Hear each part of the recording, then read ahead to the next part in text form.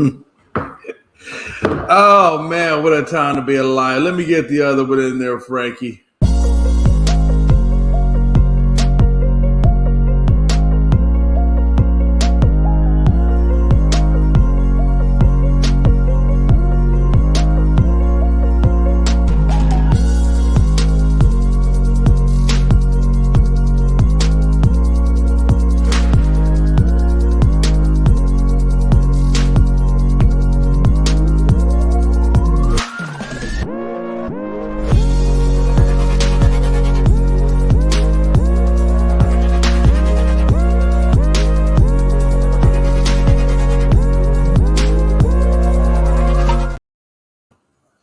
All right, all right, all right. Welcome to another episode of the Afternoon Blitz. It's your boy Jay McLovin. Normally Gonzo's here. Gonzo will be here. He had to run some errands, so I expect him to be a late addition to the show. But right now you got your boy Jay and you got your boy Frankie, the Yankee. You got the Astros and the Yankees. What's up, my brother? What's going on, Jay? Glad to be here as always. You know, Gonzo's always being late at some show, always being late, always being tardy. And I think it's just time that he pays his dues because he still didn't pay his dues from missing shows last week. But other than that, I'm doing good, man. I had a good day yesterday. You know, with Frankie the Yankee, watching the Yankees game get a victory over the Phillies. And then my night turned into shit when the Lakers technically got really beat bad by the Clippers at a really hot start and made me turn the game off by the second quarter, Jay. No lie, it made me turn the game off by the second quarter because when I seen how well the Clippers were playing and how bad the Lakers were looking, I just looked at my wife and I said, we're not going to win this game. There's no way in hell we're going to win this game. They're letting the Clippers literally dominate on them. And it was just embarrassing. It was really embarrassing because we had a shot right there at the sixth spot in the playoffs, and they just let it go through their hands. Well, yeah, absolutely. So you took the when I turned it on, I think it was around. I think the score was like 50-37, something like that. And I was like, okay, they're down by about 13, 14 points. They're still achievable. And, you know, I see it. And then, of course, things came up. I couldn't watch all of it. But I did see towards the end, the final was 125-118. You know, Kawhi had a good game. Yeah, you guys had you guys still have a shot at the sixth spot. But, again, they're going to have to go against Phoenix. And that's no easy task at all. Yeah, that's a real tough one right there. And I'm crossing my fingers and I'm hoping that, you know, we can get the W over Phoenix, hopefully, because, you know, Phoenix already knows that they're in the playoffs and stuff. I'm hoping, you know, they're realizing that they only have a couple of games left in the season. And Monty and everybody is just, you know, let's rest our starters and be focused for the playoffs. That's what I'm crossing my fingers and praying to God about, is to let Monty have his starters rest up a bit. Have them play a couple minutes, but rest up more than having them on the court as much. But, man, it was really a sad break. And, you know, you know, Jay, I'm not the one for excuses. I take my losses and I take my wins, just like you take your losses and you take your wins. But realistically, let's look at the facts here. The Lakers came off of a back-to-back, and everybody that's watching, we're not gonna talk about the Lakers like we did yesterday, going on a 30-minute segment. This is just really quickly. The Lakers had a back-to-back game, right? Going into overtime against Utah, having a 2-point win in Utah, then having to travel from Utah that same night, back to LA, probably didn't get, you know, into their rooms, into their homes by like 2 a.m. or something like that. And then you had to come out and play the Clippers, who, by the way, just had 4 days off, Jay. 4 days off. When the hell is the NBA gonna do something about this scheduling situation? When has a time gone where a team gets 4 days off before playing another team? I've never heard about it. I've heard maybe 2 days off or 1 day off, depending on travel situation and stuff like that. But 4 days off? That was insane to me. And I seen how it looked because the Clippers came out on fire, literally on fire. They're running fast down the court. They're putting pressure on the Lakers. The Lakers look beat up. They look tired, right? And I'm not the one to make excuses, but it's really mind blowing that the Clippers can have 4 days off, and yet the Lakers had to play a back-to-back day away game and then two away games, but still having to travel from Utah to LA. It's just mind blowing. Yeah, it is. It is. And, I could see if this was a younger Lakers squad, but they're not.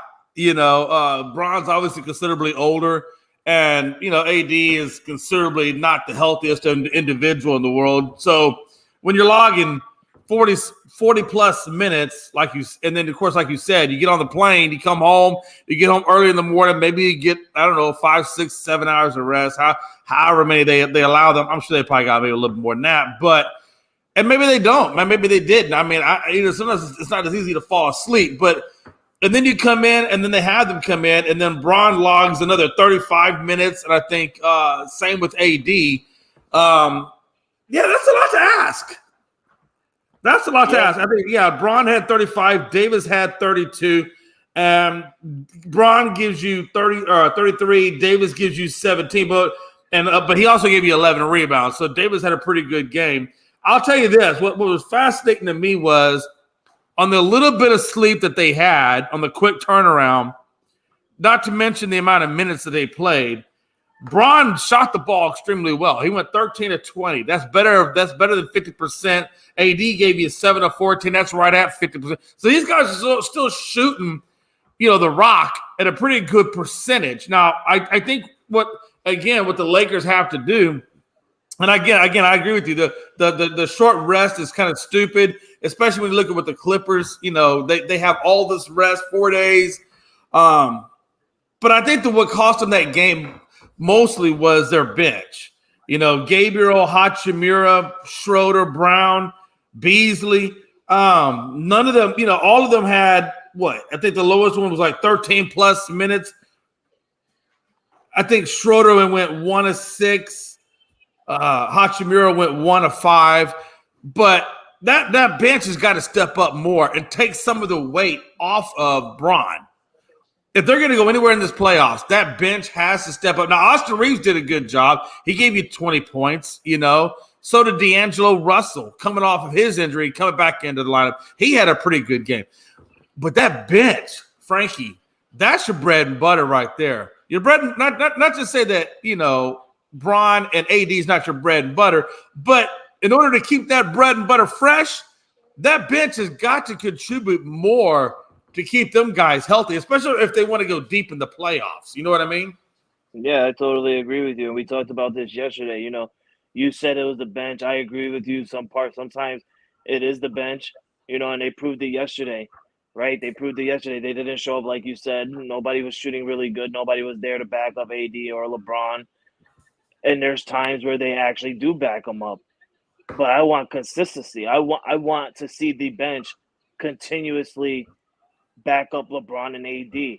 And like I said, it happened yesterday. There was a time where both LeBron and AD was not on the court. For one, I didn't like that situation. I understand they just came out of Houston and they played 40 minutes each and stuff like that, and they both had 30-point games and everything like that. But Jay, this is 3 games left into the season. Yeah. You're tied, literally neck to neck with the Clippers. Same overall record, same home record, same away record. You're literally right there with the Clippers. And you take AD and LeBron James both off the court? It does not work. That does not work. You need one of them on the court to show leadership to the rest of these people around them. You need one of them on that court. And as much as I've been protecting Darvin Ham this entire season, it's just not working out for me with Darvin Ham. He's literally changed the rotation on the Lakers organization more times than any other coach in this league this year alone. Yeah. This man does not know who he wants on the court. He does not know who he wants as starters. All he knows is he has AD and LeBron James. And Austin Reeves, Everybody knows how I feel about Austin Reeves. I gave my shout out to him yesterday. I love the dude. I didn't expect nothing more from what he did yesterday. Nothing more. 20 points is absolutely amazing for a person like Austin Reeves. 20 Yeah, points for D'Angelo Russell. yeah. 20 points for D'Angelo Russell. Coming off a foot injury. Expected of him to do that. Like I said yesterday, D'Angelo Russell is our true number one point guard in this roster. And I also said yesterday, I have no love for Dennis Schroeder. And in the first time he was in the Lakers organization, I quickly wanted him out of there. And when he came back, I was quickly upset about it because I know and I knew what he was going to do in our organization. There's times where he looks good and there's times where he looks horrible. This isn't Right. Dennis. This isn't Dennis that from the OKC. This is Dennis who's figuring out how can he play basketball really well. And Hey, it's really upsetting. you're getting the Houston Rockets, Dennis Schroeder. Basically, and it's really upsetting when you have a Lakers uniform on. You need to you need to understand that the Lakers organization itself is a history organization that wins nothing but championships. That's what the Lakers are known for from the early heydays of Magic Johnson, Kareem Abdul-Jabbar, the mailman, like all these people, Shaq, Kobe, Gasol, Derek Fisher, all these people knew exactly what to do with the Lakers. And now after Kobe retires, and in 2016, the Lakers are just horrible. I take it back to when Phil Jackson left. In 2011, when the Lakers got swept by the Mavericks, the next year Phil Jackson left, everything went downhill from the Lakers, and Kobe tried his best to bring it back to where it was, but the man was at the end of his heyday of playing basketball, and we knew a time was going to come where Kobe wasn't going to be in the league anymore. And when Kobe left, I feel like when Kobe left, the Lakers organization itself left, Jay. Yeah, you had that lull in between Magic Johnson led Lakers and the Kobe Bryant led Lakers. You had all that time, and you had what I call the Nick Van Exel and Vlade Divac Lakers. Hey, look, I know you remember those times. Well, I don't know. I remember the heydays, man. I remember the heydays. Hey, I don't know if you. I'm about to say I don't even know if you. Maybe you were alive during the Nick Van Exel Laker years, but.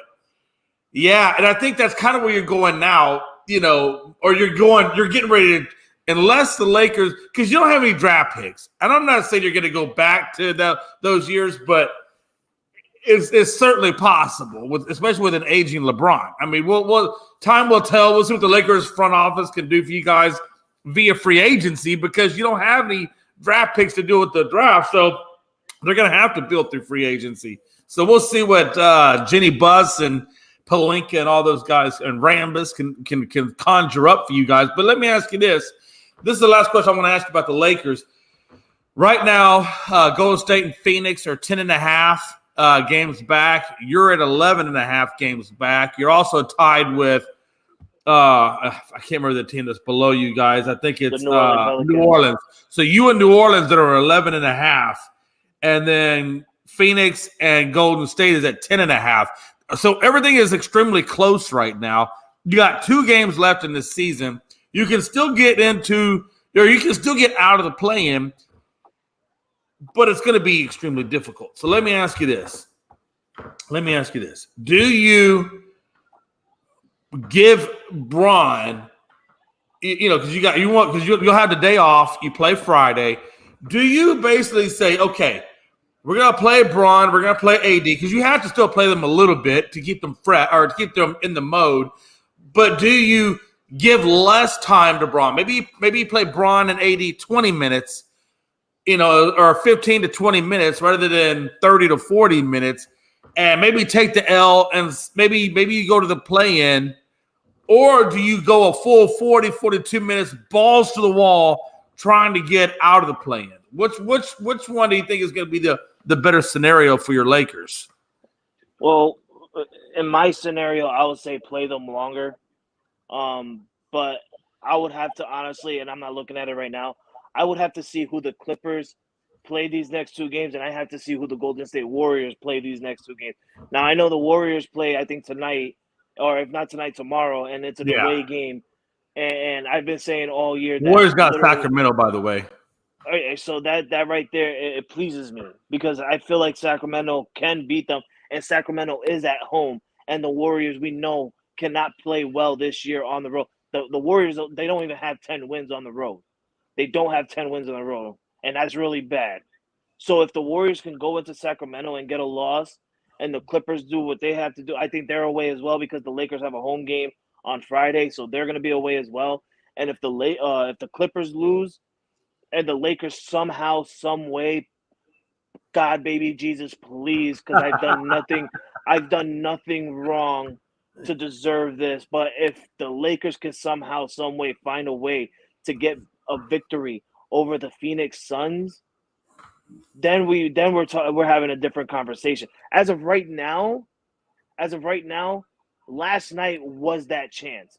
Last night was the chance for the Lakers to get out of the play-in tournament, get into that playoff spot, and just like, okay, we can lessen their time a little bit and give more time to other people, and let's see what we can move on from there. But now that you lost to the Clippers, I have to say, Jay, you have to play AD and LeBron if you're trying to get out of the play-in.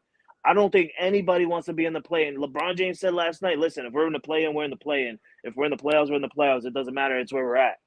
No.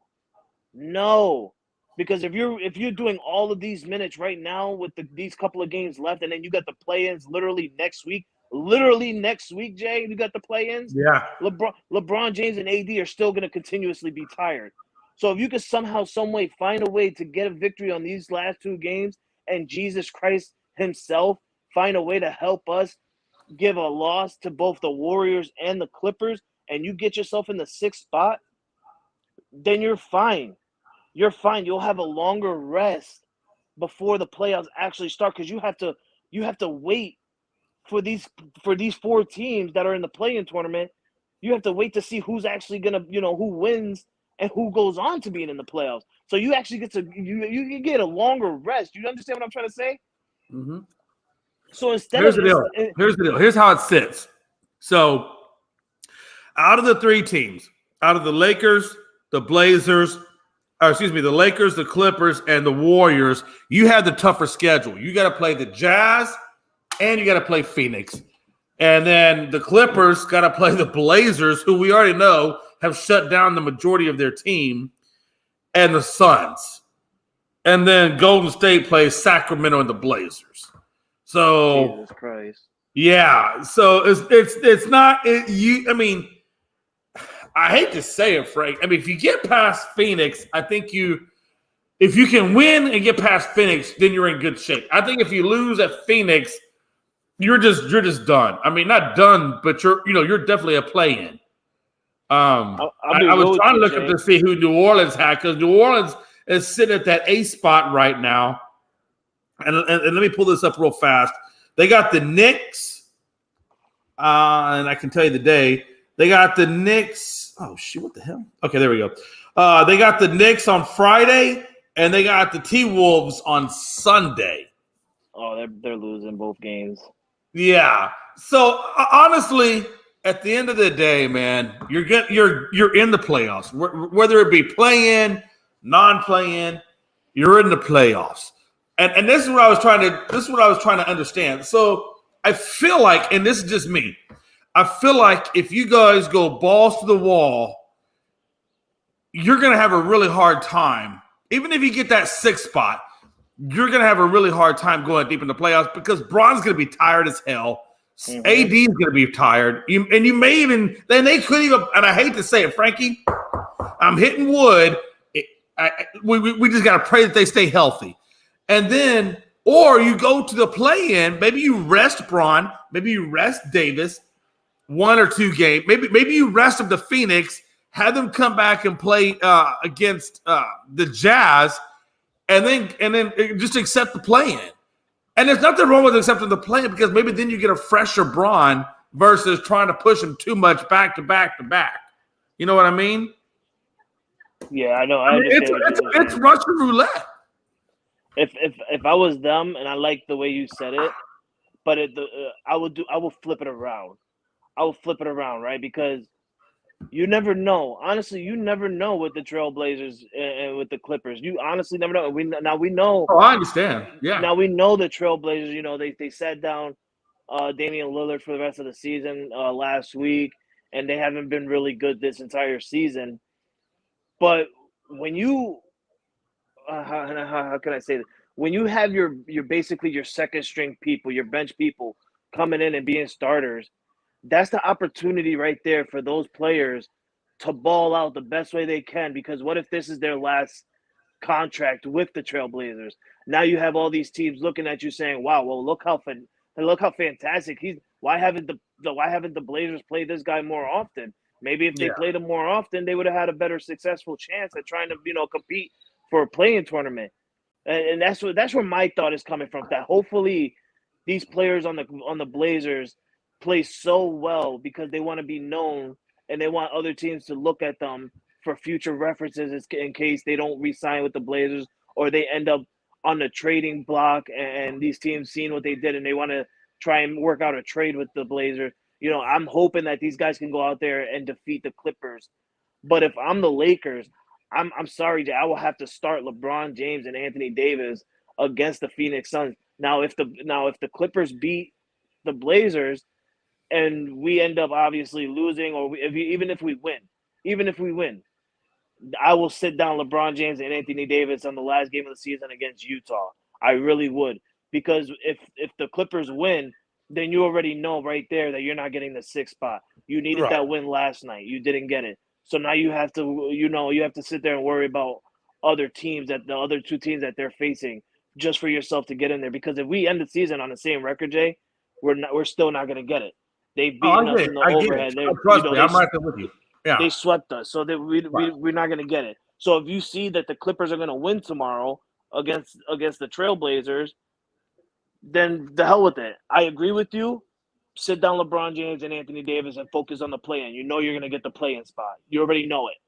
Right. But if you somehow, some way notice that the Trailblazers are doing something phenomenal and just like a Cinderella night and just ends up beating Kawhi Leonard, Paul George, Russell Westbrook, and all these other dudes on the Clippers, that's where the Lakers need to be like, okay, listen, this just happened. They just lost. We can tie back up with them, and then it'll come down to the last game, and then that's that, and that's that. Because you're this is the this is the moment. I mean, last night would have been different. Last night would have totally been different.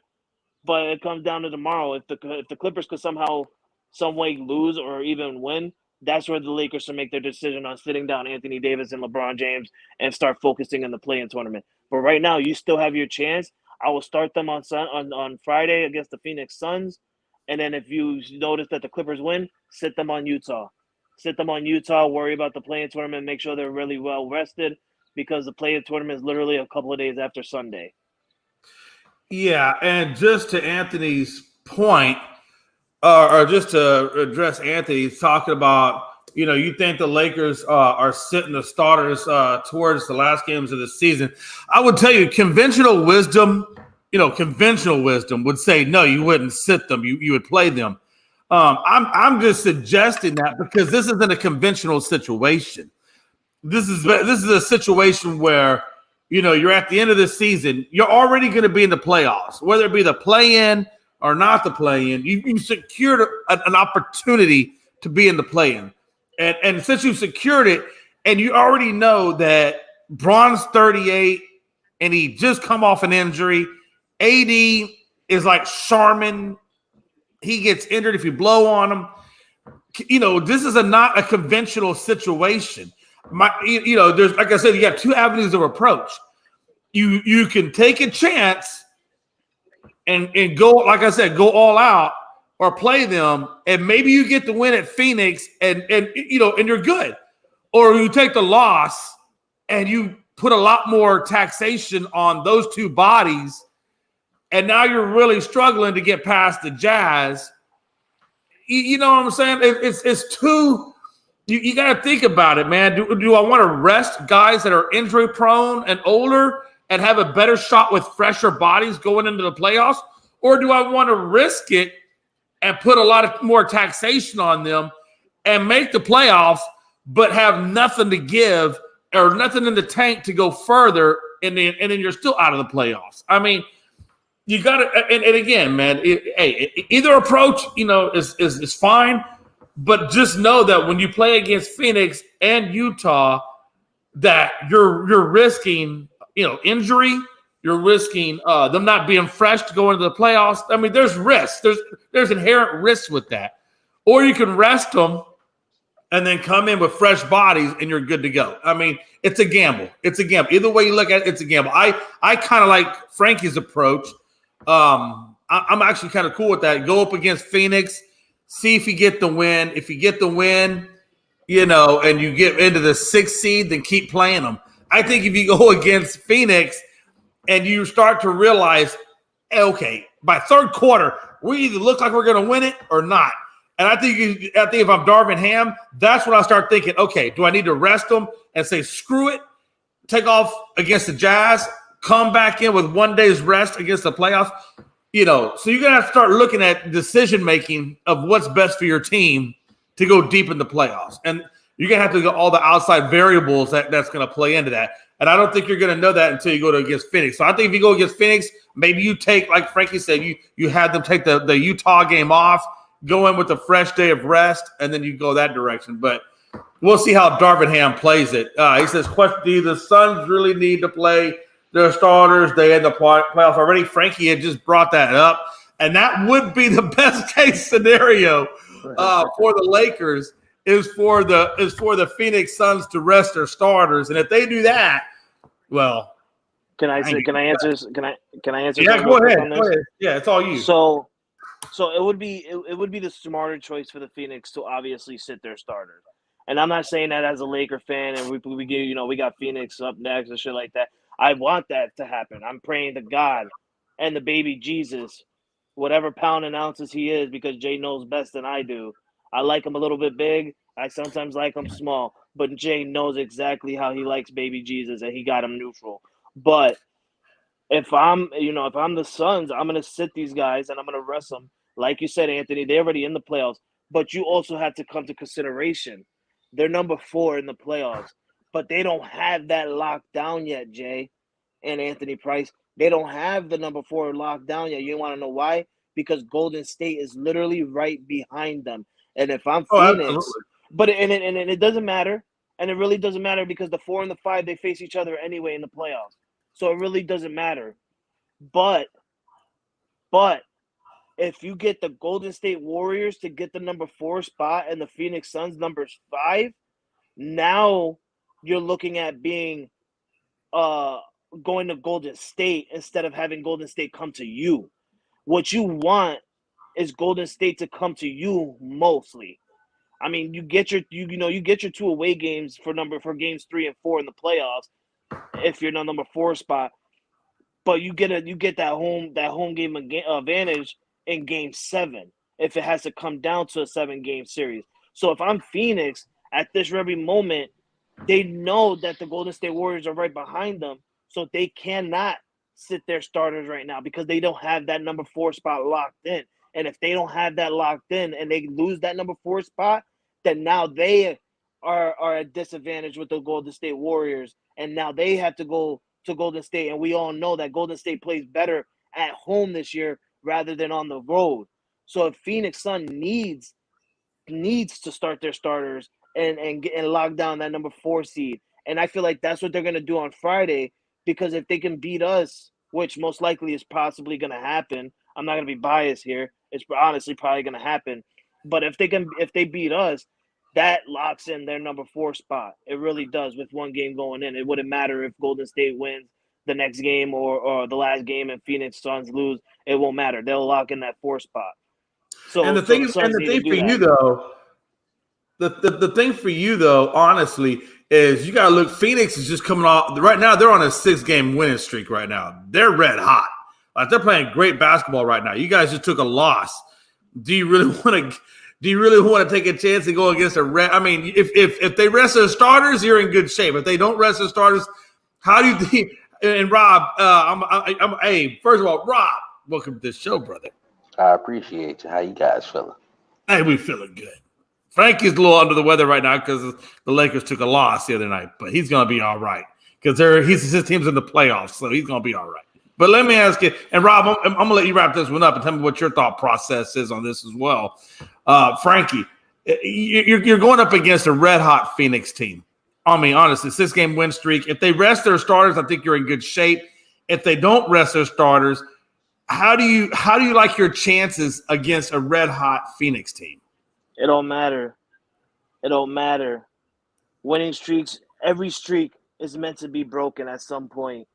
The Memphis Grizzlies had an 11-game winning streak going into the start of 2023 year. All right? They had an 11-game winning streak, Jay.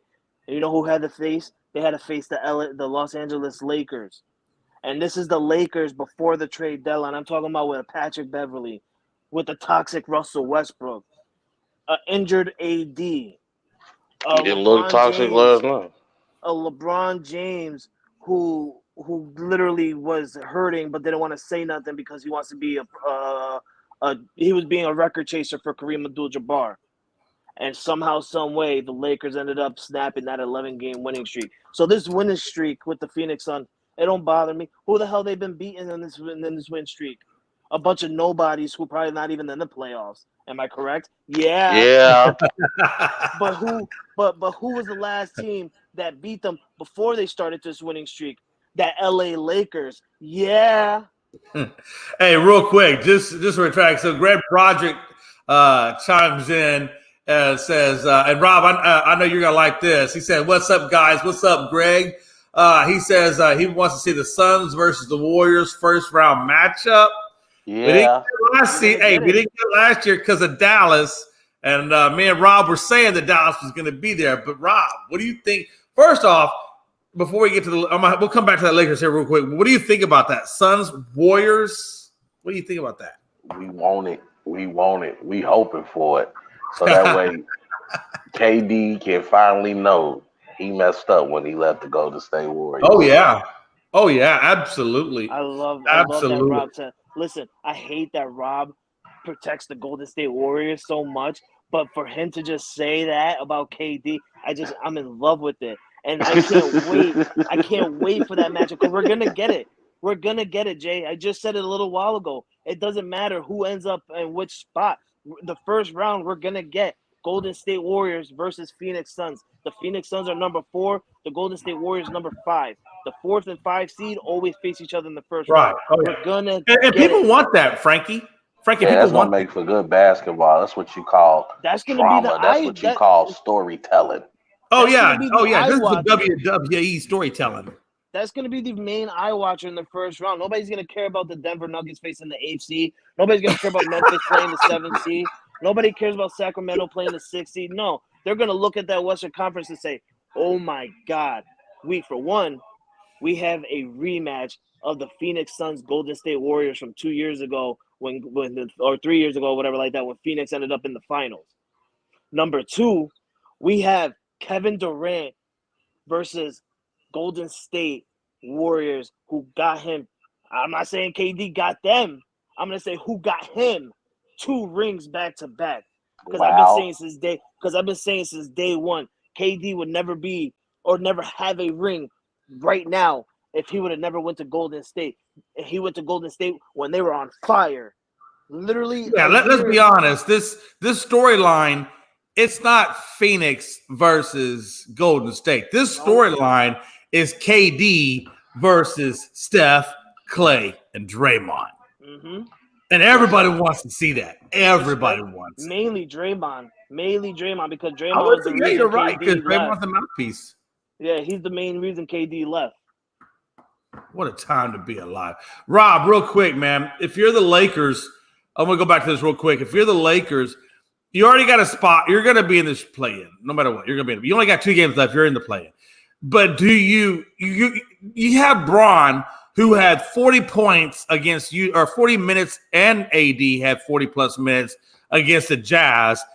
They fly back. They get home early in the morning. Then they have to do a turnaround against the Clippers. They log 35-plus minutes each. And obviously now they get 1 day off. Do you play them against Phoenix and risk injury or fatigue, or do you sit them against Phoenix? How do you play them? I think right now both teams should play their starters. Unless you're somebody like, Denver, Philly, Boston, and I won't even say Boston because Boston needs to play to get their continuity back. But like Milwaukee, if your teams like that, you've been together since the beginning of the year. You have great records, and your team has shown that, we can give you guys a little rest and not worry about a downfall in the playoffs. I'm thinking if you're a team like the Lakers, you definitely need to play because they've been so up and down all year. I was joking with Frankie earlier, and I get what he's saying about AD. Yeah, AD has had a great season this year, but to me, against the better teams in the league, AD doesn't show up. Like, he can give you 40 against Houston, and then he gives you 17 against the Clippers. You get what I'm saying? So, absolutely. Absolutely. Speaking I'm sorry. Go ahead, Rob. I apologize. No. I was just saying, I think that, when it comes to that situation, especially, playoffs, play-in is right around the corner for them. So, they're not even worried about the playoffs. You got to get to the playoffs. You got to win the play-in, right? Yeah, so that's true. You want your team to be, as functional as possible. And then as far as Phoenix goes, I get there on the hot streak, but you still have to remember KD just got there. So there's still a lot of continuity that you have to explore and make sure that we're ready and geared to go, especially if you're going to be going against a veteran team like the Golden State Warriors, who are going to be getting players back. Andrew Wiggins should be back in the playoffs. You just got Gary Payton Jr. back. He just played. Right, but I know he's going to miss the last 2 games of the regular season. Yeah, so, he'll be coming back for the playoffs. So if I'm Phoenix right now, I want to make sure my team is good to go. Hey, real quick, Greg Broderick says KD better not say anything sideways towards the Warriors in the playoffs. I'm wondering, Rob, if KD comes out hot, do you think he does the Angel Reese and John Cena Magic Man? Oh, hell no. Hell no. Or do you think it's going to be Steph Curry doing the John Cena? I don't think no. Steph Curry likes to put people to sleep. Hey, he does. Can I just say to Greg that he's not going to come sideways towards the Warriors. His ankles are going to come sideways towards the Warriors. Klay Thompson and Steph Curry break those ankles of KD. Yo, I swear to God, I can't wait for that first. That's literally going to be the first time in a long time that I've been behind the Warriors. I'm going to be on that first round. No lie, and I know I'm a Laker fan. Even if they make it to the play, they get the number 7, number 8. I don't care. If I get to see the Warriors and Phoenix Suns, I'm standing behind Rob Scott, and I'm saying Dub Nation for that first round. What? I got Did you. I hear that correct? I hate KD, bro. That first round gotta be Dub Nation. I gotta see it. That's strong hate. Ain't nothing will please me more. You know how. Hey, don't worry. I'll stand behind the Lakers tomorrow when they play the Phoenix Suns. You know what? Let's go, Lake Show. Probably like to say I hate Steph Curry to where I hope he's got to go to the stadium really quickly, but he lost one of his socks. Steph Curry, I'm coming to your house and finding your sock for you, bro. That's how close I'm gonna be with the Warriors. Hey, Steph, real quick. You need a pair of socks? I'll stop at Walmart and buy you a pair of socks. He got issues, man. Oh man, Frankie has an undying affection for KD. Let me tell you.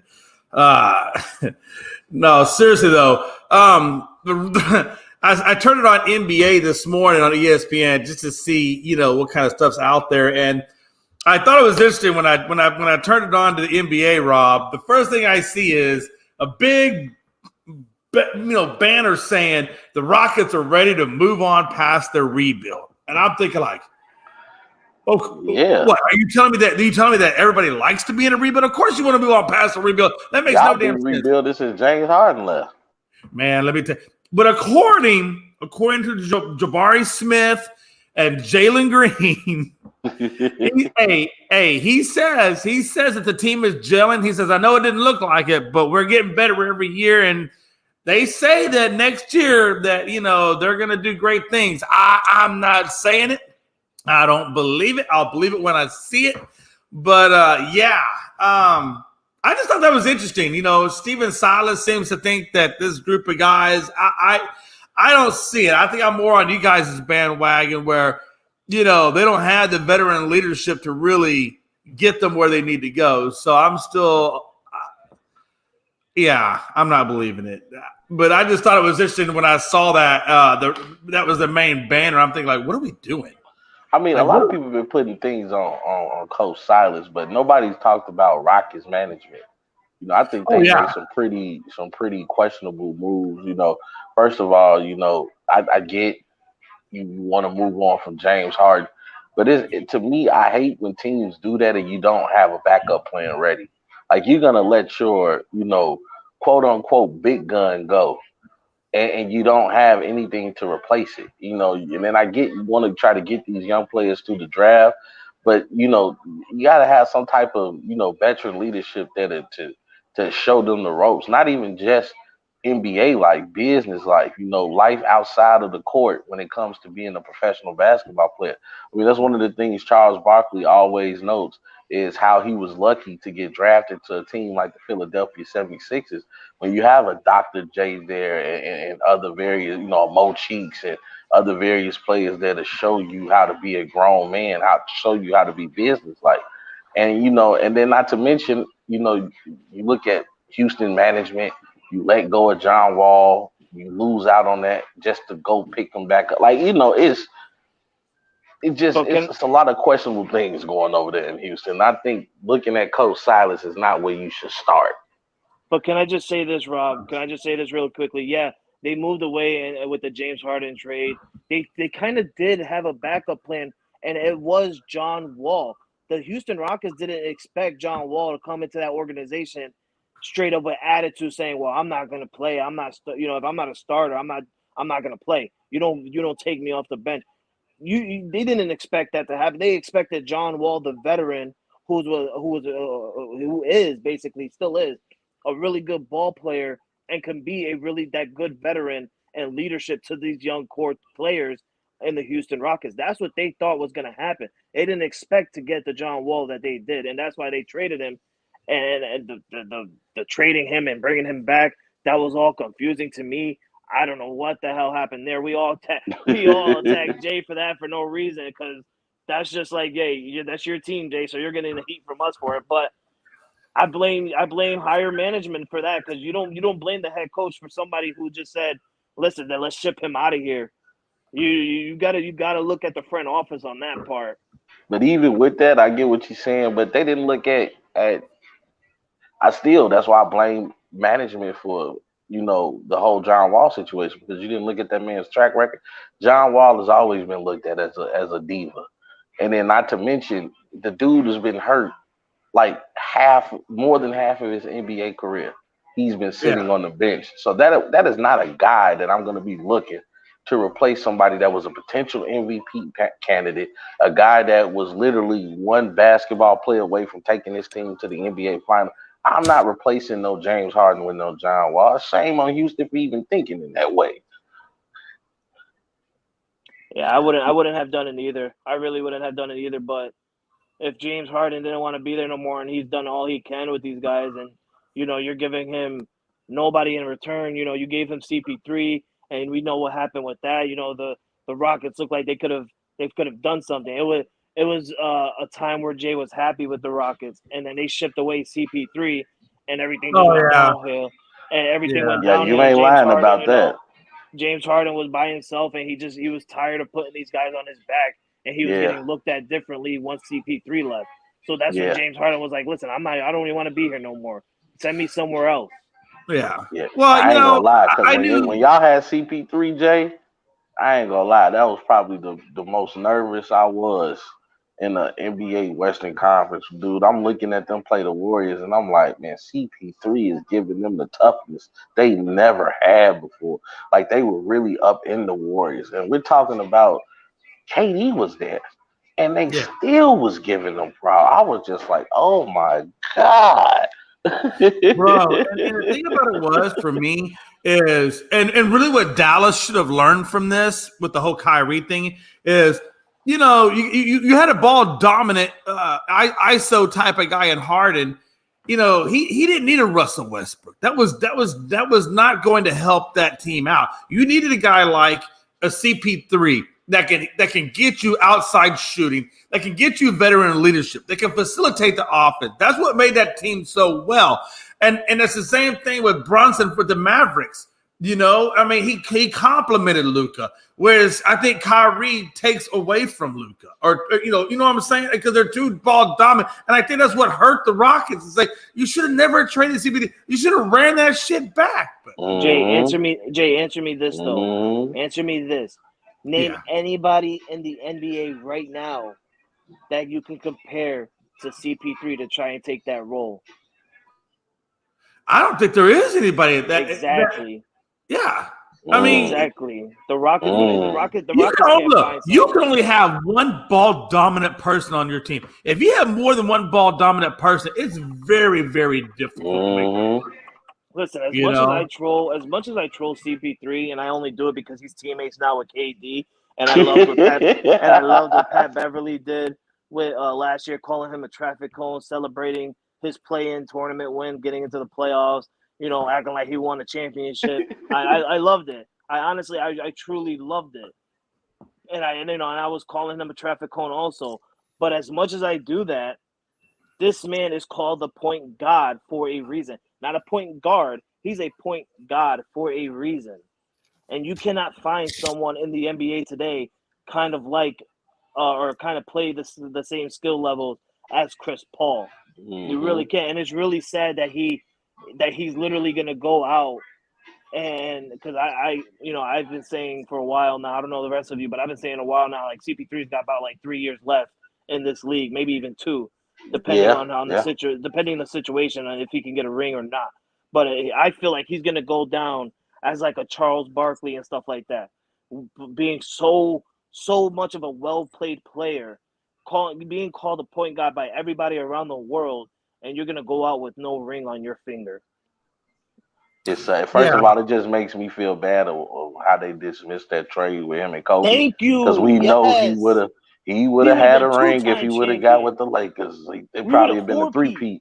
Oh my God! But also too, Jalen, you brought up a great point, and I'm glad that you said that because everybody has love for Mark Cuban. I have love for Mark Cuban, but he's gonna be kicking himself in the ass for a long time for letting Jalen Brunson go. And I have to publicly apologize. I was one of those people, one of those analysts saying, "Hey, he ain't worth no $100 million." Jalen, I apologize. Let me shut up. Bro. Not only, I'm sorry, Jay, but not only is he like the side piece, or was the side piece to Luka, but his defensive skills is way better than Kyrie's.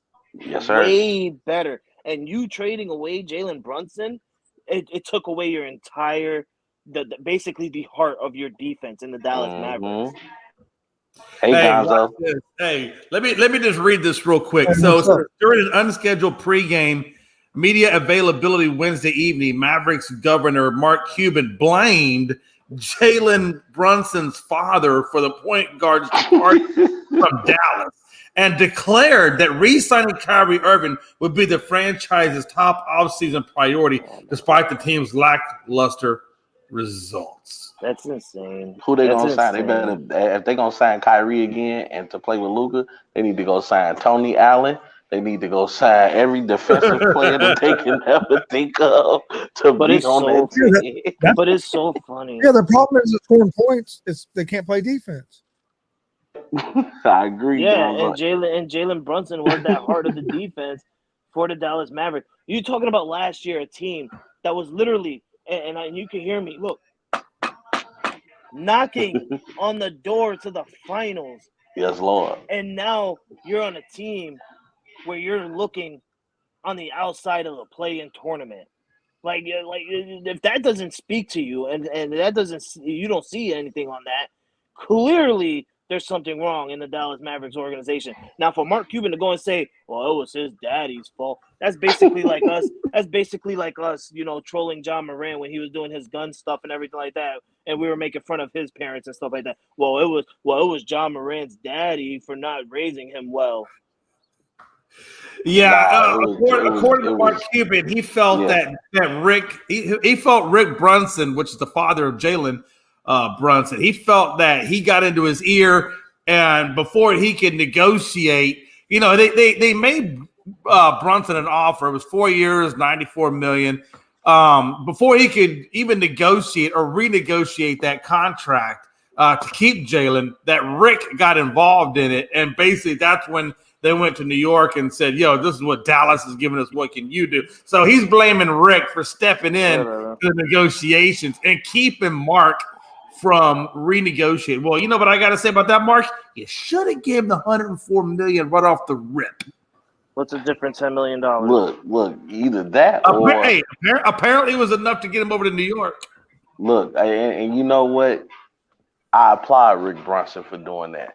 And I think more parents should do that. I think more sports agents should do that.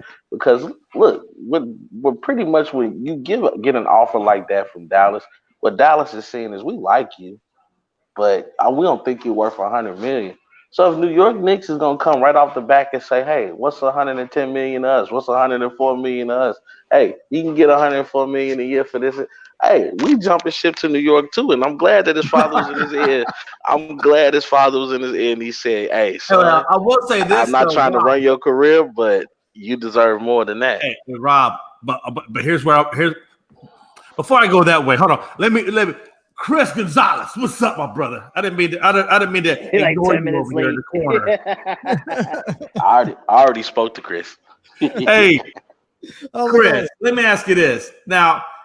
Let me ask you this, Chris. Let me give you this question. Now, you just heard Rob say that he's proud that Rick got him over there to New York, this, that, and the other. I'm gonna ask you this question. I'm gonna flip what he said, and I'm gonna play devil's advocate on Rob's comment. I think that he's wrong, and I'm gonna tell you why. If he would have gave Mark Cuban the opportunity to negotiate that contract, get that $10 million more, and Frankie knows where I'm going with this. New York has a state tax. New York is a lot more expensive. That $10 million does not go as far in New York as it does in Texas. So do you think that he hurt himself by going to New York and having to pay more money in taxes rather than getting that same $10 million in negotiations with Cuban and staying in Dallas? No, I don't think he hurt himself. I see what you're saying. Though, on the taxes wise. But if you get the offer from New York and then you go back and you're negotiating with Dallas, what's to say New York don't pull that offer from you? And then what if Dallas don't give you that money? And by him going to New York, I think he's making this year he got known. People started to know him last year, but this year being in New York where he's been one of their main guys, he's even made a name for himself even bigger. Where I think being in New York, being now Luka's shadow is actually going to help him on his next contract. Get more money than what he probably would have if he stayed in Dallas with Luka. I'm glad you said that. Jay, can I just make a statement with that? Yeah, and then I got a follow-up question. And then I got a follow-up question. Okay, no problem. Look at this. We being nice and polite to each other. I love it. But Gonzo, I'm glad you bring that up because that's a great point. I was going to rebuttal Jay's devil advocate with that. Honestly, because no, you're good. Jalen Brunson made a name for himself in the playoffs when he knows games when Luka was down injured, and everybody started to see, oh, he might be more than just second fiddle. He might be an actual partner on the Dallas Mavericks, and we noticed that his game regressed when Luka came back. He was now relegated back to about 15 points, 17 points a game. However, he goes to New York where everybody thought that Julius Randle was the best player, and it turns out it's Jalen Brunson. He makes that team go. And now you've made a name not just on the biggest stage, being in New York and playing on Madison Square Garden on a regular basis, but now you look at a New York team who's actually one of the powerhouses in the Eastern Conference. It's amazing what he's done. And to Chris's point, when he goes to renegotiate that contract, you're gonna have to add maybe another zero. I'm just saying. Mm. And here's what I this is and by the way, Rob, those are all good points. Appreciate that. Those are all good points. And I guess to caveat or to add on to that, which is part of my follow-up question, is do you think that Jalen hurt himself by putting that 4 years in there when he could have probably did 2 years and got that contract renegotiated sooner for that, and then did the big contract, the 5, the 6, the 10, whatever. But do you think he wasted 2 years, or do you and maybe he can renegotiate? Maybe that's part of it, right? I know in football they renegotiate the hell all the time out of football. Does that also work the same way in basketball? No, I think I think it would depends on how you did your contract, but he could have possibly did like a option. You know what I mean? Yeah. So he might have did 4 years, 4-year deal, 3 years, a guaranteed. 4th year is an option on whether or not you want to play or renegotiate. Right, and that's what I'm saying. So like Chris, do you think he hurt himself by going 4 years rather than 2 years and then doing the big contract? I mean, it could. I hate to say it. The only way I see where he really could hurt himself is if some knock on wood, hope to God it don't happen, if you an injury. Right. No, that's a good point too. I mean, giving yourself that longer years, but because he's still a pretty young player, so I don't think the 4-year deal is going to make a real big deal just because of his age. It's not like he's an older guy. But the injury, when you sign a 4-year deal like that, especially if you're young, yeah, you're taking a chance with injury, because if you do get like a 2-year deal, if you can get through 2 years without injury, then you're having a chance to re-up again, especially if you have 2 real good years. And if he plays like next year like he did this year, his value is going to be as high as it's ever been. Absolutely. And speaking of that, Frankie, let me ask you this. When we look at CP3, everywhere CP3's gone, no matter what team he's with, and I think Oklahoma City was probably the best example of it, he makes that team, next level. He said, whatever team he got, he makes it next level. And I think now, are we seeing that same thing in Jalen Brunson? Is he following that same CP3 mold where no matter what team he goes to, he's able to elevate that team to whatever next level? You want my 100% honesty? No, I want 100% bullshit. All right. To be real, Jalen Brunson is a good dude. He's a good player. He's been balling out really well. But I honestly don't think he has that same level of CP3 of doing what he did. He really don't. This is a Knicks team who was already built this way for this kind of success. Jalen Brunson was hurt when he was with the Knicks at some point, I think a month back. And the Knicks were dominant. The Knicks were being dominant. Julius Randle he was balling out insanely. And I for one witnessed that when the Knicks ended up coming to LA and playing the Knicks, right, playing the Lakers. So right. I don't think Jalen Brunson, is kind of like that dude. I mean, how should I say this? If the Knicks were basically kind of like the Rockets, right? And I'm not trying to troll your team or nothing like that, Jay. But if the Knicks were kind of like the Rockets, and Jalen Brunson ends up, in that team, kind of like in that team, and then he had like a turnaround point and started, winning games with that team and rising them up higher and higher and higher, then maybe we could start talking about that. But because Jalen Brunson already joined this team that was already together for a while, it it made them more of a better team adding him in there defensively and shooting wise as well.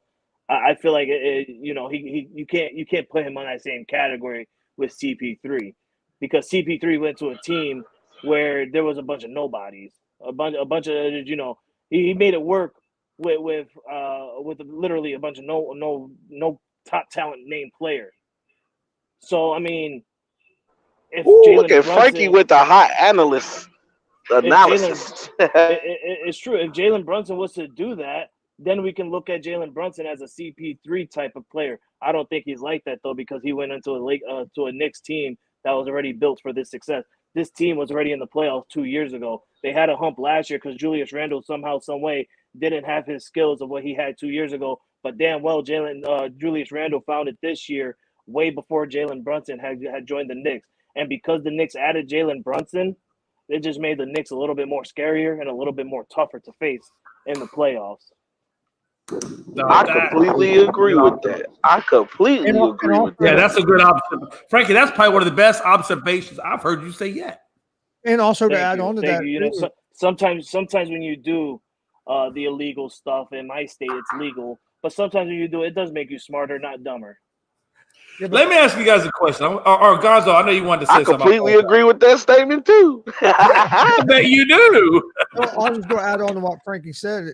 It's kind of early to compare him to Chris Paul because Chris Paul's went to multiple teams, and they became winners. Well, that's what I meant. Like, do you think he's on that trajectory? I don't know. No, I got to see him. Like Frankie said, I got to see him go to a squad like OKC, like Chris Paul, literally. And they didn't just make like the 8th place. Weren't they like 4th or 5th in the West? Yeah. At that time, so like he like really elevated them, and everybody thought that Chris Paul was going there to retire. He had different. I think he had different ideas than that. Let me ask you guys a question. We're gonna go to a different sport real quick. I just saw something. I want to get you guys' opinion, maybe laugh on it. So Fernando Tatis. Okay, here we go. He's getting ready to come back. He's down there in El Paso. In the minors, playing, doing his rehab and getting ready for the season, so forth. This is baseball y'all talking about? Fernando Tatis. Yeah, he's a baseball player with the Padres. Okay, watch this. Yeah, I know. I figured. Hey, it's just one. I promise you, Rob. I'll get you back in here. I know you love baseball. So Tatis is down there in the minors. He's getting booed. He's getting, he's facing all the flack, from, the performance enhancing issues and things of that nature. Yes. Well, he goes up to bat. He hits a solo home run over the fence. He gets booed. And as he's rounding the bases, he's continuously getting booed. Yes. And then on social media, the pitcher that threw him the ball and got knocked out the park, Caden McClure, basically is saying like, hey, look, this dude's cheating. It shouldn't be allowed, and so forth. Called him a cheater, playing, steroid suspension. A lot of hate coming from the pitcher. This is at the minor league level. What do we expect at the major league level? And is it justified? I love it. Because a couple months ago, before baseball had started, I had specifically asked you guys, is Tatis gonna get the same outlook of the Alex Rodriguez, of the Sammy Sosas, of the Barry Bonds? Is he gonna have that what should I say, that fan hate that all these other users ended up getting? And we're seeing it. it. Nobody in baseball as fans, we don't like that. We really don't like that. Me, myself, as a Yankee fan, I hated Alex Rodriguez after I found out he did what he did. I hated that. I literally hated him.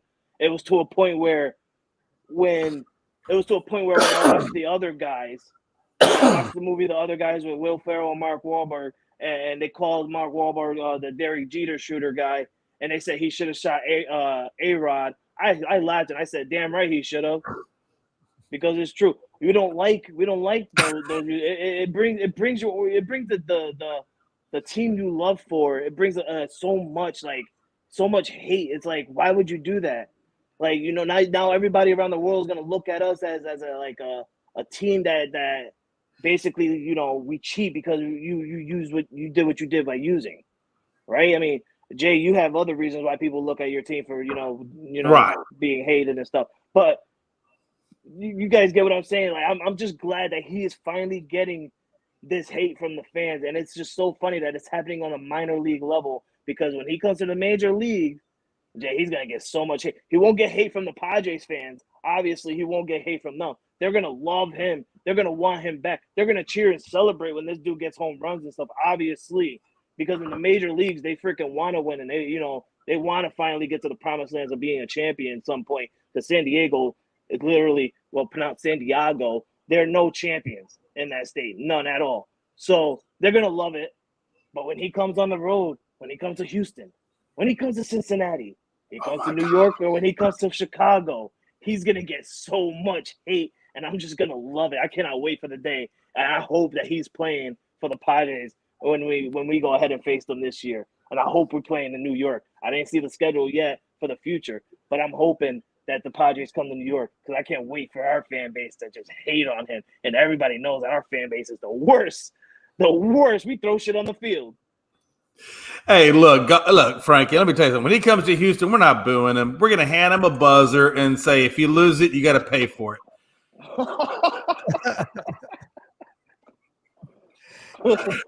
Chris is like, he come to Cincinnati, it's whatever. He said the first buzzer is free, but the second one you got to pay for. Chris, Barry Bonds. Everybody loves Barry. Loves the hell out of Barry. Everybody loves Barry Bonds. Gets all the love. Tatis. Now we're hating him. We're booing him. We're this, we're that. In the steroid era, everybody's loving everything. Now Tatis gets busted, and everybody's hating on him. What's the deal?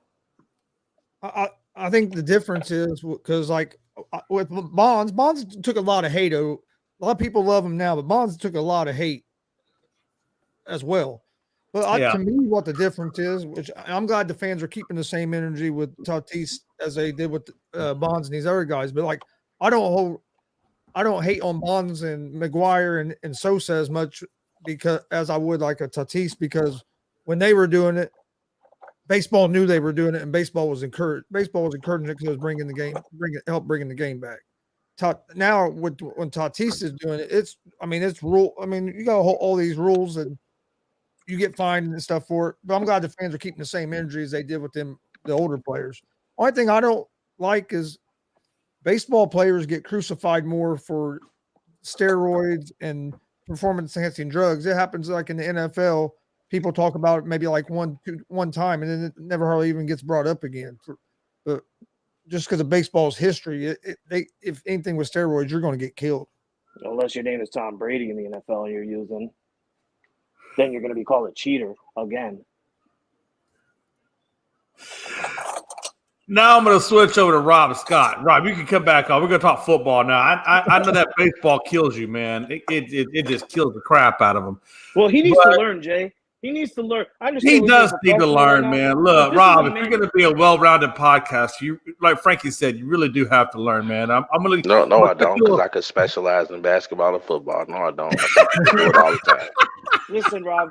All right. You specifically told us that you're going to watch more baseball this year. Hell, you did say that. You did say that. I am, okay? You made and guess what? Guess what? I'll give you a name that you missed. You missed Mark McGwire.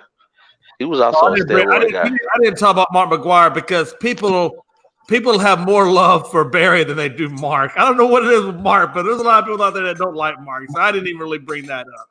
But the fact that you do Mark McGwire's name just makes me fuzzy inside. Question: Tyreek Hill. Oh my God, why are we talking about him? Hold on. Tyreek Hill said he is done. When this contract is over in Miami, he is retiring. God, I hope that's next year. I need him out of my division, guys. Hey, any chance that Tyreek changes his mind like Brady and them did, Gronk and them did, and comes back for one more contract if the money's right? He is 31 now. That's for you, Rob. I honestly don't know. I was reading this early on the ESPN app when I got notified about it, and his answer, based on what he's saying, I don't really even think it's about the money anymore. He's done with football. He's 10 years in his career. I think he has another 2 years 2 or 3 years to play out with the Dolphins. Yeah. And your body gets tired of taking that pounding. He's done everything that he's need to do in the league. He's won the Super Bowl title. He's been an all pro player. Some, not me, but a lot of people consider him a top 10 receiver. He's definitely one of the fastest receivers I've ever seen. To ever do it. So I think he said he's ready to get into business and explore, his next life after football. And I think he's ready. I mean, what was this contract, like 4 years, 120 million? I mean, the guy's making $30 million a year, now. So I mean, honestly, I believe him when he say he's done with football. I believe him. It's not like he's hurting for cash. He's had a hell of a career, and I just think that this chapter in his life is about to be closed, and he's getting ready to start his next chapter.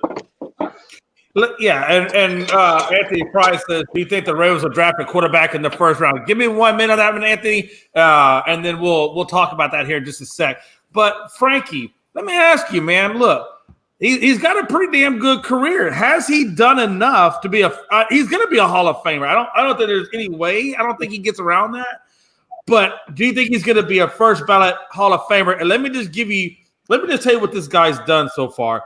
Last year, he had 119 catches for 1,700 yards, 7 touchdowns, all-pro nod, 7th Pro Bowl selection, 7 touchdown passes, 63 touchdowns for his career. First ballot Hall of Famer, yes or no? Oh, absolutely. Absolutely. Tyreek Hill is obviously a first ballot Hall of Famer.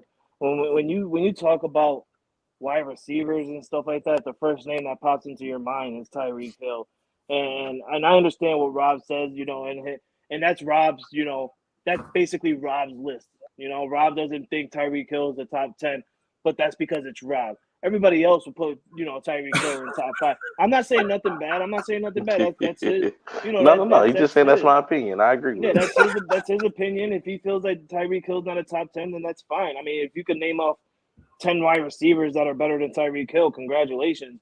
I mean, I put him in my top 10. I really will put Tyreek Hill in my top 10. And if we're talking about first ballot Hall of Famers, absolutely. You got to look at the man's career and what he's done. Having record-breaking seasons with catches and record-breaking seasons in yards and touchdowns. I mean, the man, he godly gets a touchdown and does backflips while going into the end zone before getting the ball across the line. I mean, that's just outstanding. You love to see that in a football player. And he's a Super Bowl champion. I think he's a 2-time Super Bowl champion, if I'm not correct.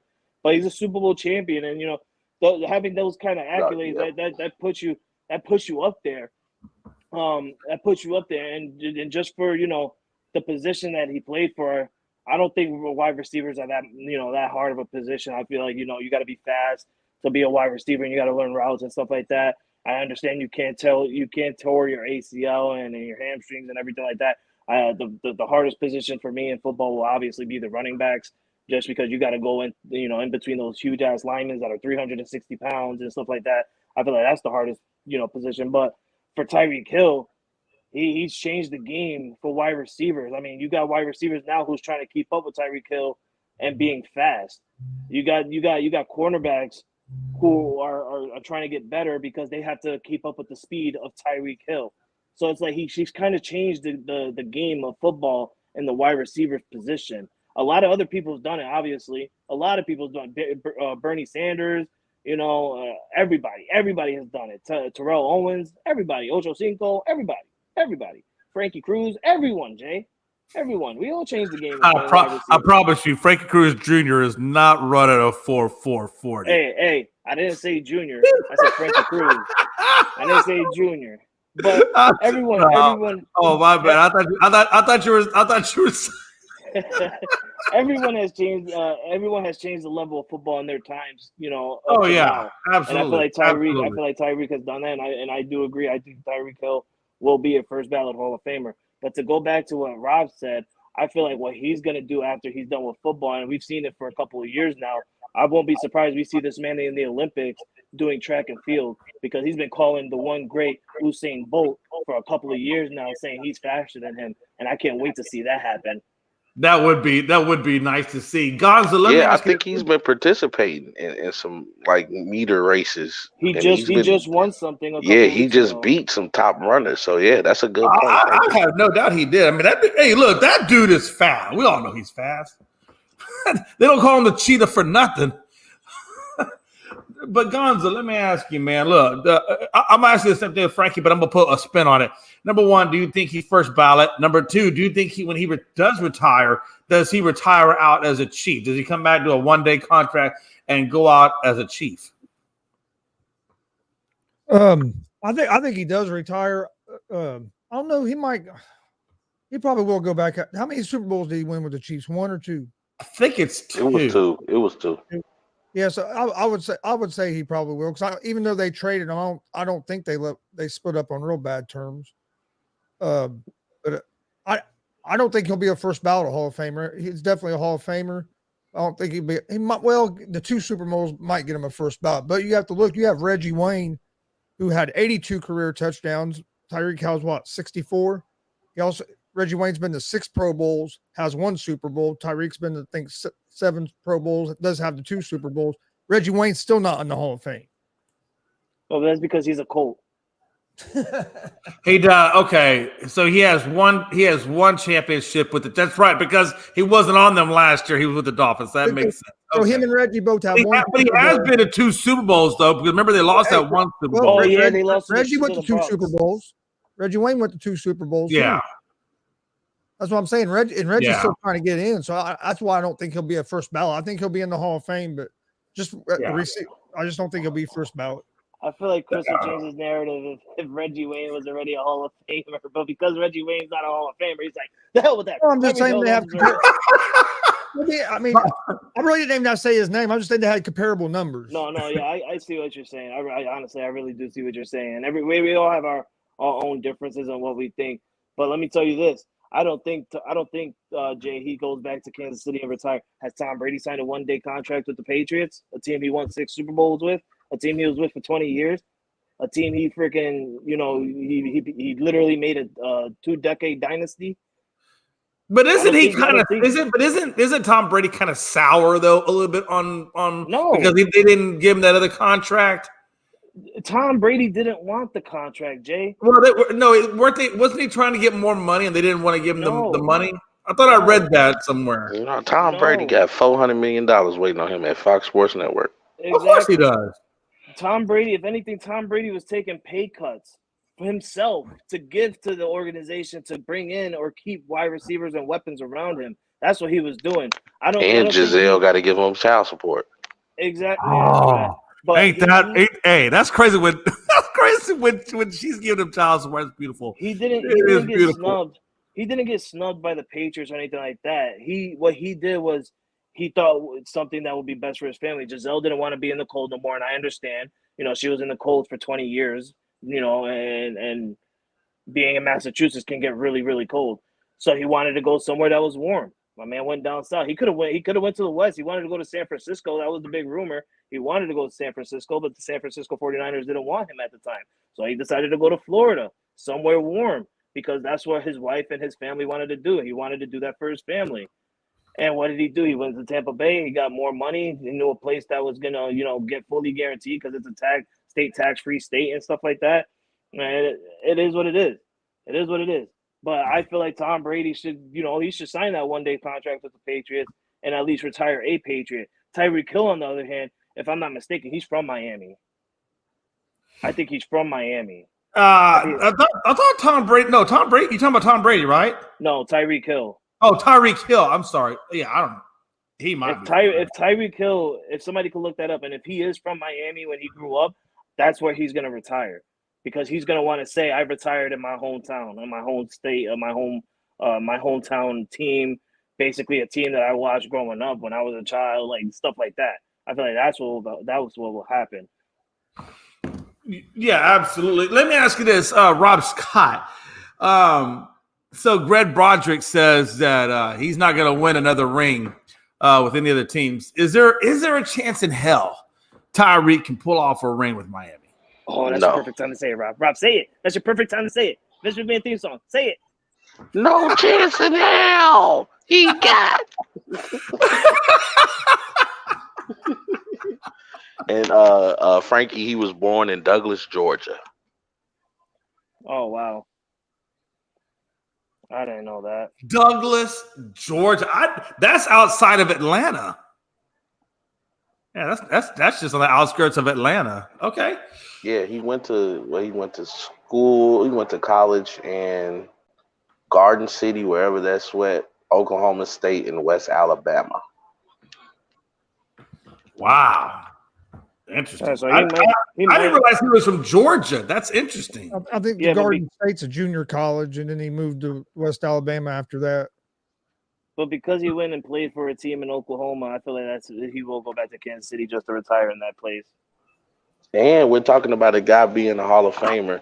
Remember, he was drafted in 2016. He was a 5th-round pick. He got picked in the 5th round at 165. So that shows you that not all is lost if you don't have top picks in the draft. Why is all the best players, and I'm sorry to interrupt the topic, but why is all the best players come out from being late in the draft? You got Tom Brady, you got Tyreek Hill, hell, you got Brock Purdy, who was doing something this year. I can answer that question for you. I think it has a lot to do with system. So the way colleges run their systems in professional sports, a lot of players don't really get to shine because they're really team heavy. And I think once they reach the pros, you get a little bit more leisure and a little bit more freedom to kind of show exactly what you can do. Greg Broderick says Tyreek was talking slick on that podcast about the Chiefs. Well, we got something for him. Don't you worry. Oh yeah, he said he hate to do what he gonna have to do when they play Kansas City in Kansas City, but he hope the fans don't hate him. But he said they gonna get a big fat L. And to the receiver point, I think Tyree is one of the best receivers we've seen in the NFL. Don't get me wrong, people. I'm not hating on Tyreek Hill. It's just that in today's league, when we're talking about receiver, maybe I'm being a little too tough on him, but when we're talking about route running, when we're talking about top receivers, when we're talking about receivers with actual hands, I know Tyreek Hill is a body catcher, and that's because he's just used to outrunning people. He doesn't. He can beat you deep, or you can give him a 5-yard slant and let him go to work with his speed. To me, when I think of receivers, I'm thinking about the Randy Mosses, the Terrell Owens, the Cooper Kupps, the Devontae Adams of the world. These guys that just had these amazing hands, and these guys that can run amazing routes. To break free, not just relying on speed, but relying on the different head fakes, different moves. Faking people out with your eyes. And that's where it comes when it comes to Tyreek Hill. But in no way, shape, or form, hell, if he said I want to play for the Bears today, you think I'm gonna turn him down? Hell no. Well, in baseball, they call people, when you have all the tools, in baseball, they call it a 5-tool player. But I think what we're saying about Tyreek Hill is he's not a 5-tool, but he's definitely got a really good 1 tool in that speed that he has. No, Greg is just calling him a tool. Yeah, and also too, one of the things that kept my opinion the same, I should say, is the fact that Kansas City was able to go on to win without him. And to me personally, Jaden Waddle was the number 1 receiver for Miami. It wasn't Tyreek Hill. Well, I agree with you. I think Jalen Waddle is an amazing wide receiver, no doubt. Frankie, I know the other day we were kind of teasing Logan about the Raiders being the Patriots now. It looks like there's another team that's trying to be another team, and that's in the Jets, in my opinion. It almost looks like they're trying to turn into the Packers. They're bringing on, or they just signed Tim Boyle. It was Aaron Rodgers' backup quarterback out of Green Bay. I think he signed a 1-year deal on with the Jets. Obviously, they brought in Lazard. Obviously, he still has the wish list of other Packers, but do you kind of see the Jets kind of taking a page out of that playbook as well? Oh, absolutely. Absolutely. Look at their offensive coordinator. It's a guy who worked well with Aaron Rodgers. It's a guy who knows who Aaron Rodgers wants to play with and who he can succeed with. And it's just, it's kind of the same way of what the Raiders are doing. You got Josh McDaniels, who knows, the players really well that was in the Patriots organization. and it's just best for them that they feel like they're going to be successful with the players that they know really well from their past history. And it's kind of fishy, but it's also funny. It really is. I mean, I don't think adding this backup dude is going to be anything, great. I mean, this guy's going to be a backup. If anything, he's going to probably be a third string quarterback. But I see what they're trying to do in that system, in that organization. But every time I see whoever signs with the Jets, I just continuously laugh. I literally just laugh because everybody's thinking and everybody's saying that the Jets are going to do something. The Jets are going to be beat. Adding Aaron Rodgers is just going to make the Jets a Super Bowl contending team. No. You guys said the same thing when Brett Favre went there. It's not going to happen. It's not going to happen. Everybody said that when Rex Ryan was there and Mark Sanchez and them made it to the AFC Championship. Well, this team can actually make it to the Super Bowl. No, it didn't happen. So what do? We continuously laugh at the Jets, and I just continuously laugh at them. I don't think that they're going to do anything well. Everybody, including yourself, Jay, and including Chris, you guys last year said that the Patriots are going to be in last place and the Jets were going to do something really well because of all these players that they got and all these the defense that they have. But what ended up happening? They ended up with a losing record. They ended up being in the playoffs to being eliminated from the playoffs, and they ended up from being high up in the second the second seed in our division down to the fourth seed in our division. It's typical New York Jets shit every year. And excuse my language, I'm sorry, but it's typical of them. And I'm not. I would not be worried on who the hell signs with the Jets. Chris, so we got a pretty good idea. We got a pretty good idea of Frankie's opinion of the Jets, especially with Aaron Rodgers coming over. And he kind of threw both of our names in there. And he's not wrong. Hey, listen, I get it, Frankie. But Chris, let me ask you, man, if Aaron Rodgers does sign on, or if it does go through and he does wind up with the Jets like as anticipated, there are some people on ESPN I saw even that said they could be better than the Bills. Do you share that sentiment, or do you think that the Jets will maybe be the number 2 team, number 3 team in that division, even with Aaron Rodgers? What are you predicting? Oh, it's funny you ain't throw number 4 in there though. Hey. I will say, I did say last year I thought they were going to be a good team, and it wasn't a very good team last year.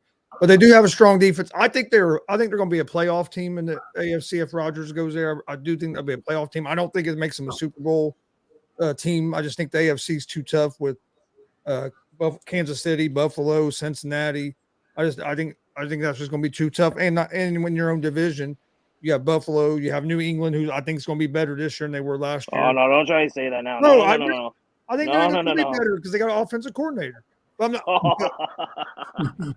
Well, but Frankie, that is kind of a valid point. I mean, there is some truth to that. I mean, that offensive coordinator with New England not having that really did affect them, and you know that. And with Miami being in that division too, depending on if who's their quarterback and what they look like, that's going to be a pretty good division. Yeah. So I see him. I don't see him as like an automatic Super Bowl team. No. Yeah. Rob, I was about to come to you, Rob. What's your opinion of this? I give you one name. Every time I think of the Jets, I think of Vinny Testaverde, and they will always be trash to me. Poor Vinny and Doug Flutie. They'll just always be remembered like that, huh? Jeez, what a time to be alive, man. So would Jim Kelly. Yeah, could you imagine 4 in a row? Wow, that is incredible. Listen, we went to 3 in a row recently, but guess what? We took 2 out of 3. Yeah, but I mean to lose 4 in a row, man. I know. That's what makes me laugh. Listen, and you know what? My division is tough. My division is truly tough. The Buffalo Bills and what they're doing, it's amazing. The Dolphins slowly stacking up, and they can be amazing. The Jets having great defense, but I just continuously laugh at them because they're never going to be amazing. But my division literally don't know how to win championships unless your name is the Patriots. And I'm not saying that, right now that my team is built to win a championship. No, I can rest for a couple of years not seeing my team win a championship. All right, we literally just had 2 decades. All right, Jay on the other hand went over 25 years. That's different. Chris on the other hand went over 10. He's over 10 years, nearly 15. That's different. Rob Scott, a Chicago Bears fan, We ain't won since '85. Exactly. He's way different. So he's comfortable. He don't care. Hey, Rob. I'm chilling. Rob, watch this. But watch this now. Now, Frankie's he's not wrong with what he's saying. He's absolutely correct. I just can't wait. And I wish I had a time machine where I could transport my ass 10 years into the future to where I can say, yo, Frankie, it's been 20 years, baby. Where you at? Yeah, hot tub time machine. And I'll still be exactly, Chris. He has to hop on a time machine. And I'll still I was like, 10 years in the chilling. future. That way we can get it there sooner. I'm telling you. And I'll still be chilling, Jay. You wanna know why? Because I know for a fact from 20 years from now, the Patriots are still gonna win a Super Bowl before the Cowboys do. You say that. You say that, but right now you're in dark times. You're in dark times. Jay, you've been in dark times for 26 years. I have been. That's why I can recognize my own. 26 years, you guys had like 7 different coaches, 12 different quarterbacks. Man, listen, you ain't got to tell me about the Cowboys. We all know about how many Cowboy quarterbacks and coaches and sub-coaches that we've gone through. Trust me, the list is long and it is not distinguished.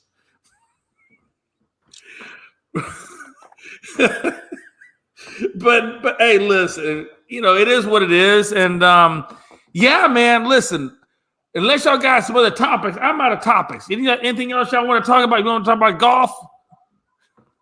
Tiger Woods is +2 on the round.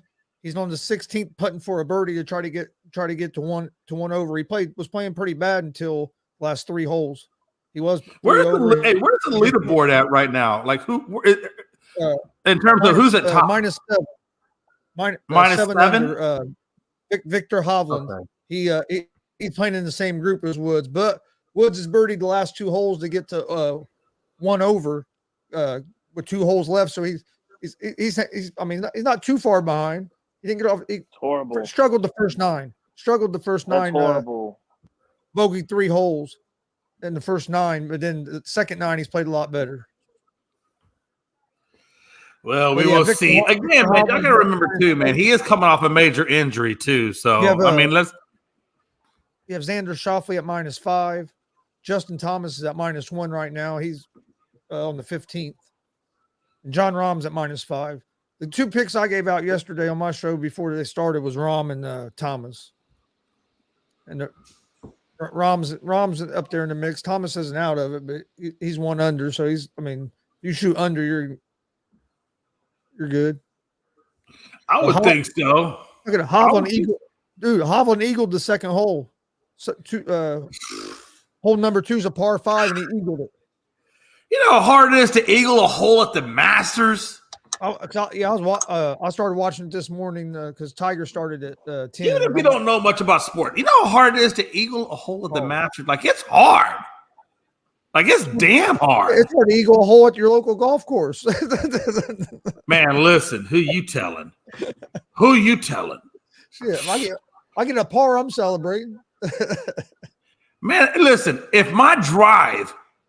when I drive the ball, if it just goes into the air instead of rolling on the ground, that's a win.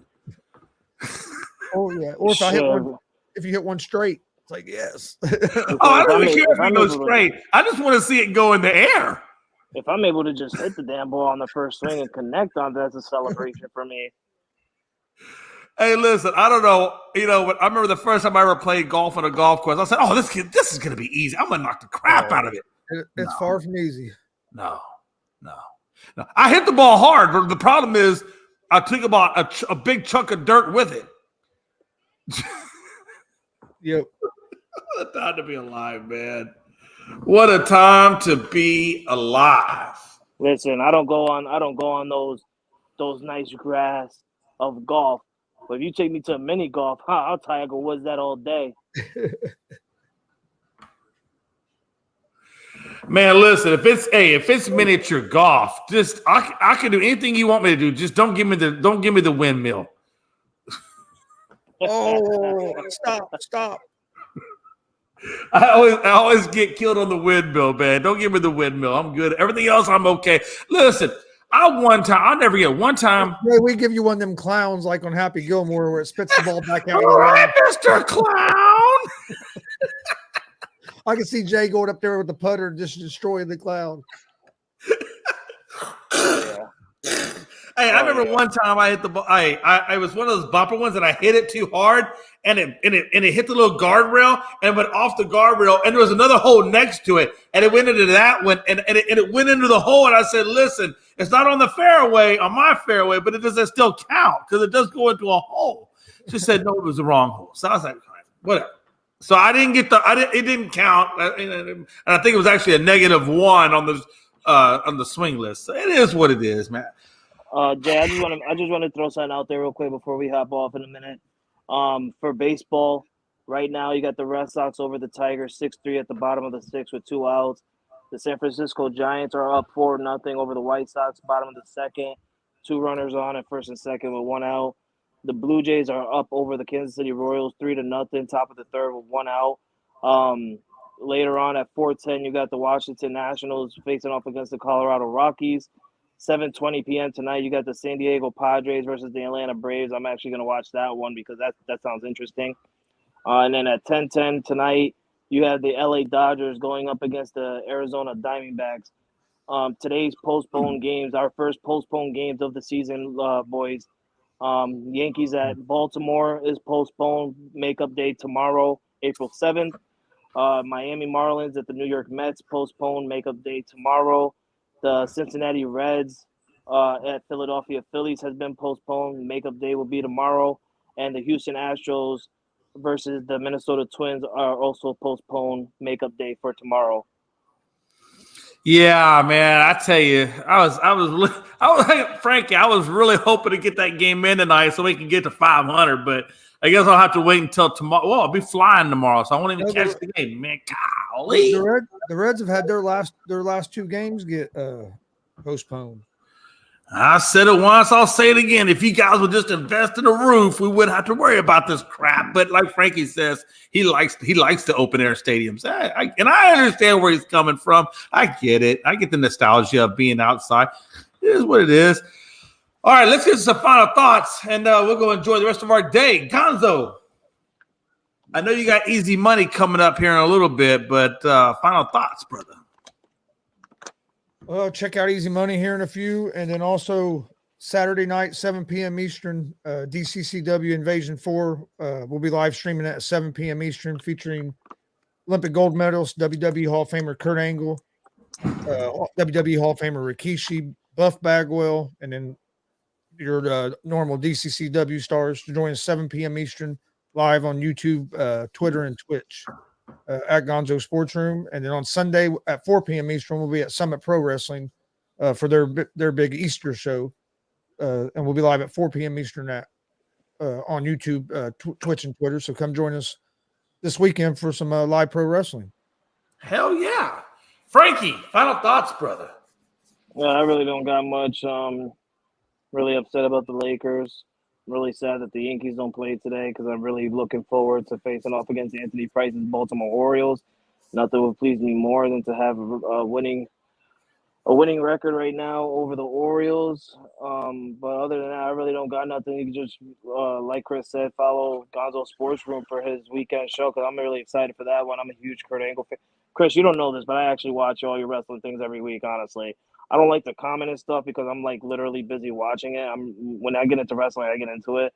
But I watch your thing every week, and you and your dad, you guys do amazing work with your wrestling, and then with going out into your indie circuits and stuff like that. It's absolutely phenomenal. And if you guys haven't watched it yet, you don't know what you're missing out on. You're missing out on some good wrestlers that are not being known and not being named for just because they're not in WWE or AEW. In New Japan Pro, Ring of Honor, any of that. But these guys are actually doing phenomenal work in the indie circus, and Chris and his dad, Tony Gonzalez, are doing great commentary work as well. So I'll be watching that this weekend. Hopefully you still remember my questions for Rikishi and Kurt Angle because I would love for you to ask them those questions. And Catch us tonight on Unscripted. I'm gonna try my hardest to get on tonight. Everybody knows my weekday deals and stuff like that, taking care of my kids. I'm gonna try and get on tonight because we got some news to get off our chest, and we're gonna do that tonight on Unscripted. So catch us tonight at 7 p.m. Eastern Time on Unscripted. Follow us at Unscripted Guys on Twitter and also Unscripted Sports on TikTok, where Logan does amazing things. Yeah, I took it from you, Jay. Hey, Frankie, real quick. What'd you think of Brody yesterday? That dude looks scary. Hey, he's a big dude, and he can He move. looks big. He can move. He'll be on that show this weekend. Yeah, I looked him up and I'm like, man, this is a monster. Why is he not being seen by WWE and stuff? What the hell? Were you still on there toward the end of the interview? No, I got off after I brought up the Bray Wyatt and Brody WrestleMania. He's going to he has an opportunity. He's leaving in August for 12 weeks. He's going to Texas to train with Dustin Rhodes.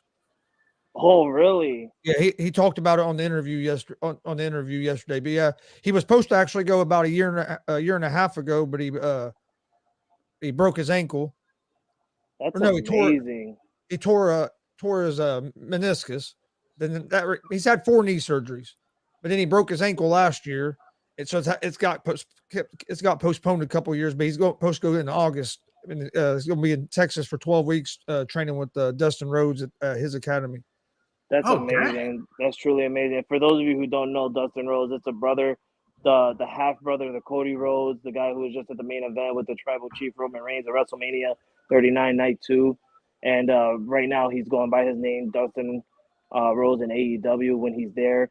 Sometimes he's mainly on the Dark Match on YouTube channel or sometimes Rampage on Friday nights after SmackDown. But if you don't know him in AEW, he went by the name of Goldust in the WWF, WWE days. Wow, what a time to be alive, man.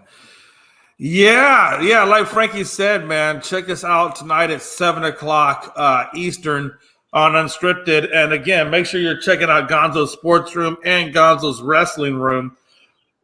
Like Frankie said, man, he puts on a really good show, him and his dad, Tony. Super knowledgeable, always a good time, lots of good content out there from these guys. And then like he said, don't forget to catch them here in just a few minutes on Easy Money. And we'll catch you guys next time tomorrow. Jay. Yes. Jay, real quickly, because Rob Scott left. Guys, don't forget to go on Rob's 2 cents as well. Yes. He does great work. He does great work on his network as well. I know he's always, in and out here on ASAP and everything like that on our afternoon Blitz show, or if he's on Unscripted or anything like that. He has his own network called Rob's 2 cents, and he does absolutely amazing work on his network as well. And there you have it, folks. Make sure you give us like you said, make sure you give him a shout out and a check, man. You will enjoy Rob's 2 cents. I promise you, even though I have re-nicknamed him Rob $25. Damien, come tonight on Unscripted and ask that question. We'll answer you, brother. Yes, sir. Yes, sir, man. All right, man. We're out of here. Y'all have a good night. All sports, all plays. All sports, all plays. All sports, all plays. 365, we making a plays. You talking the game, get you to the days.